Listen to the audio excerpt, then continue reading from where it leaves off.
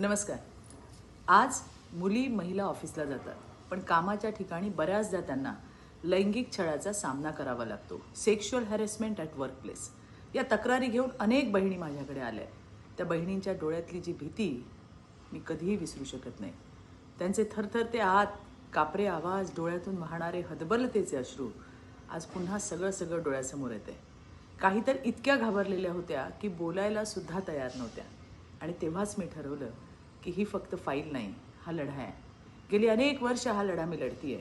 अनेक पत्र दिली, आवाज उठवला, फेऱ्या मारल्या आणि गेल्या अधिवेशनात प्रश्नसुद्धा मांडला. पाठपुरावा केला, कारण कामाच्या ठिकाणी सुरक्षितता हा अधिकार आहे, उपकार नाही. आणि आज देवाभाऊच्या नेतृत्वात या लढ्याला यश आलंय. राज्यभरातील सर्व शासकीय, निमशासकीय आणि खाजगी 90% महिला, 80 ते 85% म्हणा तुम्ही, खाजगी कार्यालयांमध्ये काम करतात.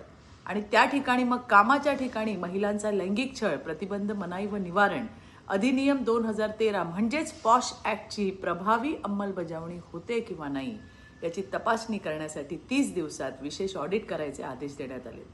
जिथे पॉश नाही तिथे कारवाई होणार, जिथे न्याय नाही तिथे सरकार उभं राहणार. लक्षात ठेवा, आज कोणतीही बहीण एकटी नाही. तिच्या सन्मानासाठी महायुती सरकार तिच्या मागे ठामपणे उभं आहे. हा स्त्रीच्या स्वाभिमानाचा विजय आहे. धन्यवाद देवाभाऊ. जय हिंद, जय महाराष्ट्र.